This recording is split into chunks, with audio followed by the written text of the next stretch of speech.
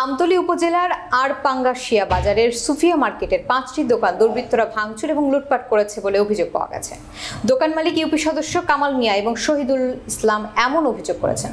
বিস্তারিত থাকছে আমতলী প্রতিনিধি SM নাসির মাহমুদের প্রতিবেদনে। জানা গেছে, গত 5 আগস্ট শেখ হাসিনা দেশ ত্যাগের পর আমতলী উপজেলার বিভিন্ন এলাকায় লুটপাট ও ভাঙচুরের ঘটনা ঘটেছে। তারই ধারাবাহিকতায় বৃহস্পতিবার রাতে আড়পাঙ্গাশিয়া বাজারের সুফিয়া মার্কেটের ইউপি সদস্য কালাম মিয়ার 4টি দোকান এবং শহীদুল টেইলার্সের একটি দোকান লুটপাট করে নিয়ে যায় দুর্বৃত্তরা। দোকান লুটপাট করেই ক্ষান্ত হয়নি দুর্বৃত্তরা, তারা দোকান ঘরের নির্মাণ সামগ্রী খুলে নিয়ে গেছে। ইউপি সদস্য কালাম মিয়া অভিযোগ করে বলেন, স্থানীয় বিএনপির সমর্থক ওমর ফারুকের নেতৃত্বে 15 থেকে 20 জন দুর্বৃত্ত আমার 4টি দোকান ভাঙচুর ও লুটপাট করে নিয়ে গেছে।